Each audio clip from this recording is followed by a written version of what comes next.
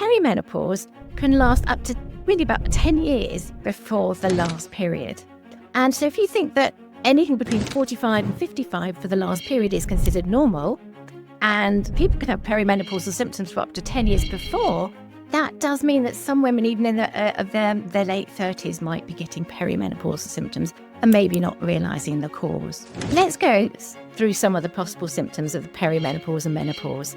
There are a lot of them, and don't panic because not everybody is going to get every symptom, and some women are absolutely fine. We reckon about 25% of women go through the menopause with little or no symptoms, doesn't really affect their quality of life. We reckon about 75% of women do get some symptoms, and about 25% do get more severe symptoms. We're going to run through what symptoms you might expect during the perimenopause and menopause. We're going to look at the treatments. We're going to look at what you can do yourself in improving your lifestyle to make you feel better, and what we can offer as clinicians. There are lots of things out there, from HRT to local estrogen to CBT. We'll go through what helps, what doesn't help, what might be unsafe, and give you tools so that you can really thrive in midlife and beyond. I'm Dr. Juliet Balfour. I'm a GP, and I've been a GP in Somerset for over 30 years, specialising in women's health. And I'm also a British Menopause Society menopause specialist, and I train other doctors to become menopause specialists.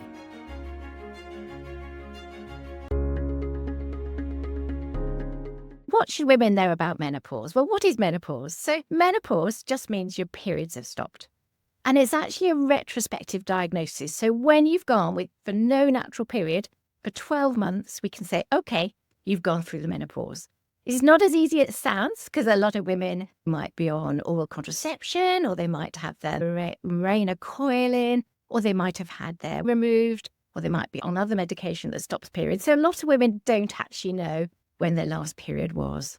But roughly, the average age in the UK for Caucasian women, the average age of the period stopping is 51. But anything between 45 and 55 is considered normal.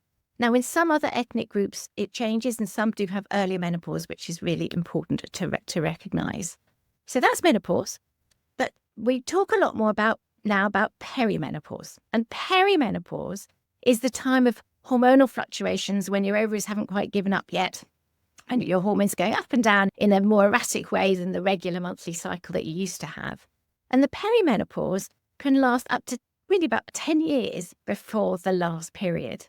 And so if you think that anything between 45 and 55 for the last period is considered normal, and people can have perimenopausal symptoms for up to 10 years before, that does mean that some women, even in their late 30s, might be getting perimenopausal symptoms and maybe not realising the cause. There's two other really important definitions to know about. One is early menopause, which means when your periods stop under the age of 45. And the other one is premature ovarian insufficiency. We call it POI, when your periods stop under the age of 40. And those two are really important definitions, because the management of the menopause is different in those situations.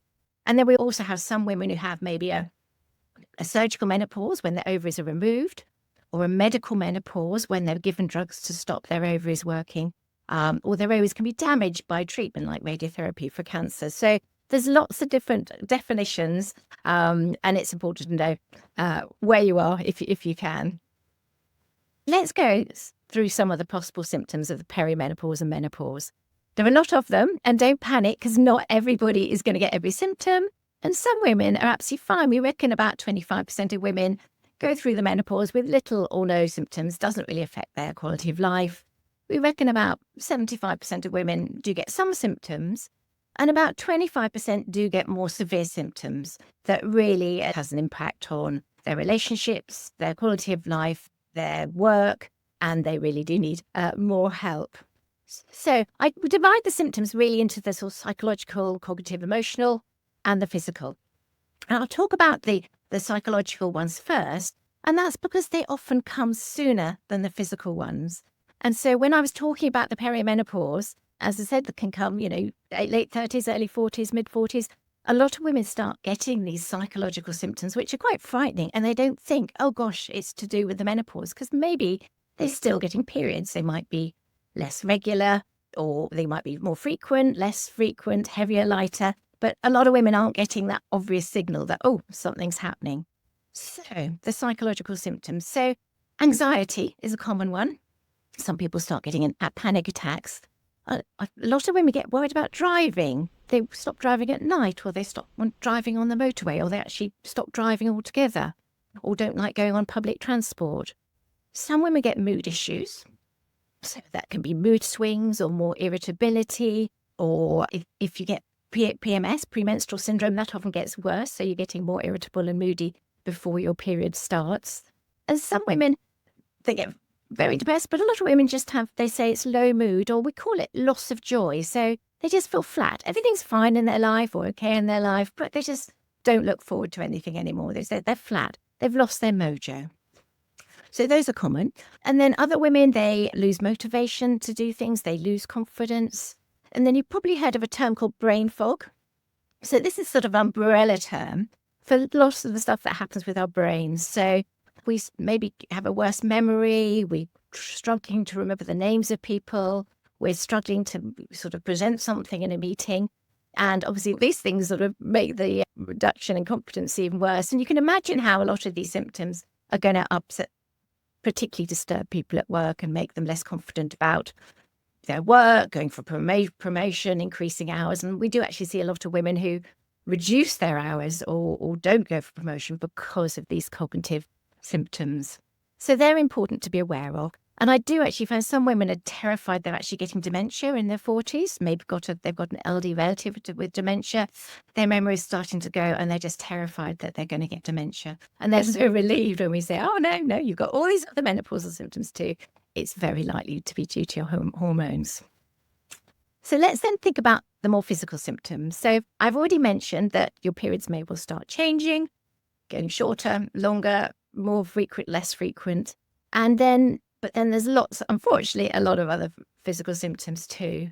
So we've all heard of hot flushes and night sweats. I know in the US you call them hot flashes.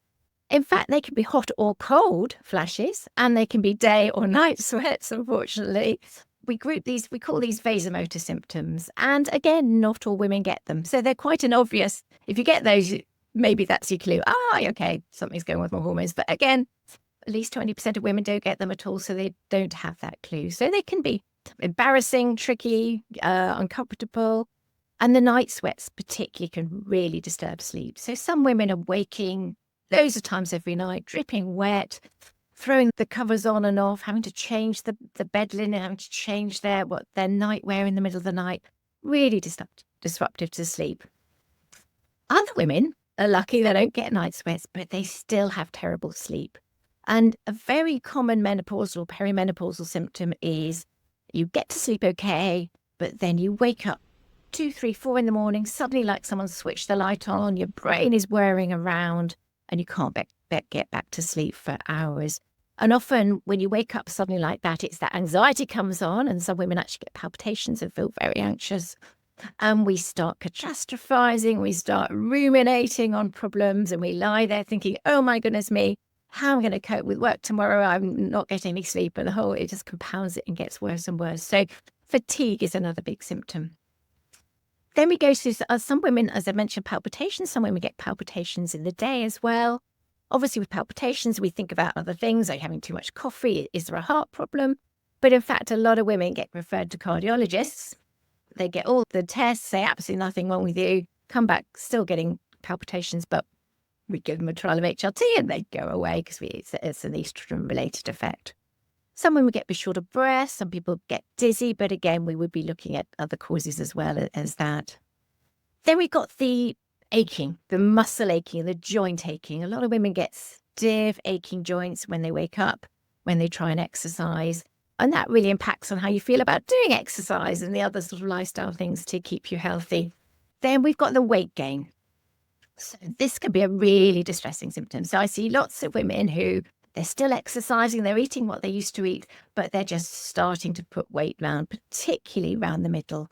And it's the metabolic changes of the menopause that lead to the way our metabolism works changes, and we start depositing fat around our abdomens instead of around our hips. And we become more like the male shape as they grow older. And this changes lots of things with our metabolism, and we put on more weight. And we also lose our lean muscle mass. And when we have less lean muscle mass, our basal metabolic rate goes down. So the number of calories we burn when we're sitting doing nothing goes down. And that contributes to the weight loss. And we will talk about ways to counteract that reduction in lean muscle mass. And then we've also got, if we're not sleeping, we're tired, we're not motivated, we're irritable, we ache all over, we're not going to be doing exercise, and we might be craving carbs and eating unhealthily. So we've got the metabolic effects of reduced estrogen. We've got how that makes us feel, what we're doing with our lifestyle. And it's all a perfect storm to make us put on weight, which again makes us depressed, potentially makes us eat more carbs. It just goes round and round. So, but we can do things about that. So don't worry. The weight gain is a problem. But then we've got everything drying up. So this gets a bit depressing. Sorry, everybody. You may get drier hair. You may get thinner hair. You may get drier skin. You may get dry eyes, dry itchy ears, or a dry mouth. Or some women get a burning symptom in their mouth, and some women get a funny metallic taste. And then we've got dry itchy skin. So some women, there's a thing called not fornication, formication, which is a sort of feeling of sort of insects crawling under your skin, which is really unpleasant, which you can get. Some women get restless legs. Some women get tinnitus, buzzing in the ears. Some women get more allergies. Some women get more digestive problems. But we'd always, if your bowel habit changes or you get abdominal pain, we'd always suggest you need to talk to your clinician to check there's nothing else going on.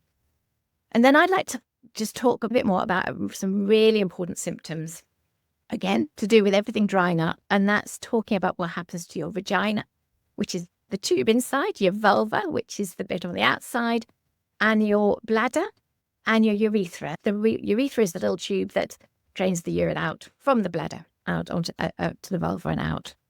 So the lack of estrogen does affect these structures a lot. And again, it might be during the perimenopause or even when you're breastfeeding, but often the symptoms that happen to our bladder, our vulva and our vagina actually may not develop for 5, 10, 20 years after you've had your last period.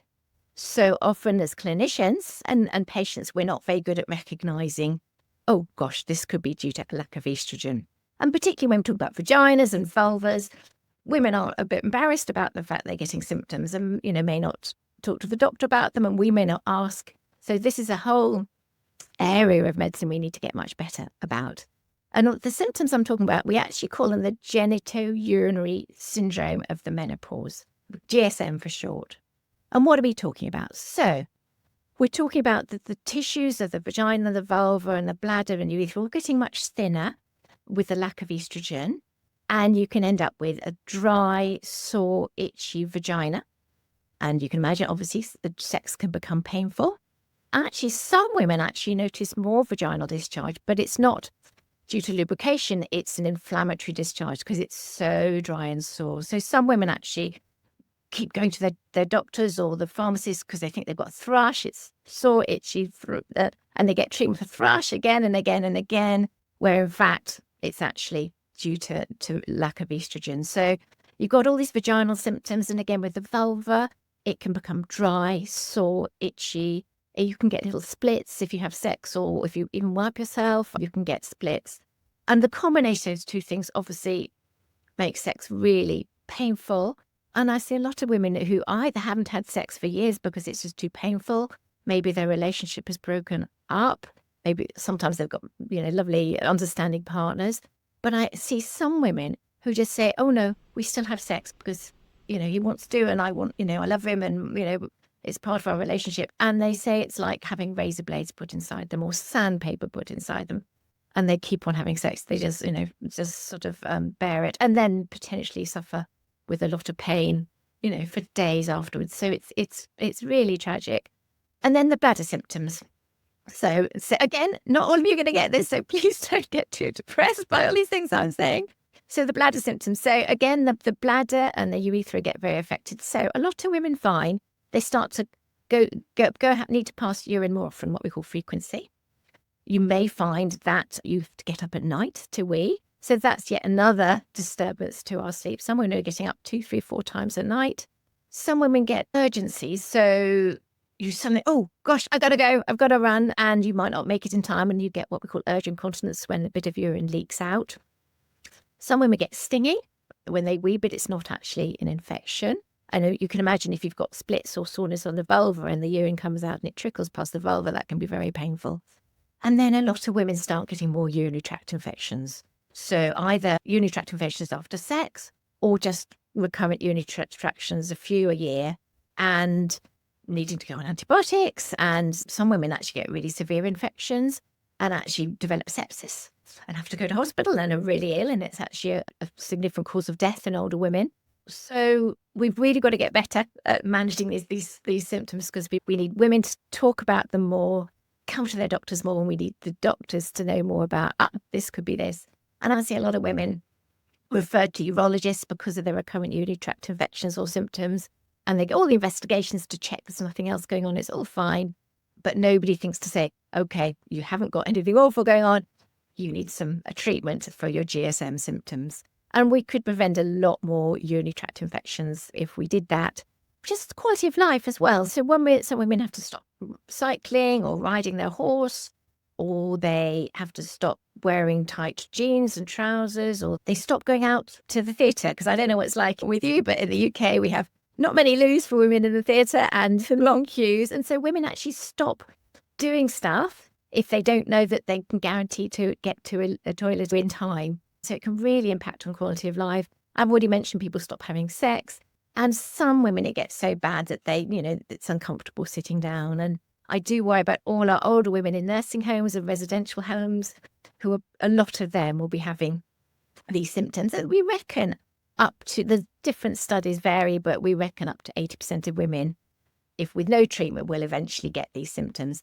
And the big thing about these symptoms, and why I'm going on about them so much, is that they only get worse without treatment. So all the other symptoms I've mentioned, you get through them. But whether you have HRT or other medication or not, you get through them. We don't know with each individual, we don't know how long they're going to last for. So some women have no symptoms. Some women have symptoms for a few years. The average is about 7 years.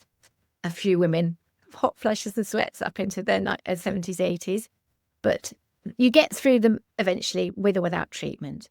With these GSM symptoms, unfortunately, if you don't get treatment, they will just get worse and worse with time, and the symptoms will get worse. So that's why I'm spending so much time just explaining these symptoms to you today. So I've depressed you all with loads of possible symptoms, but how can you advocate for yourself and actually get help?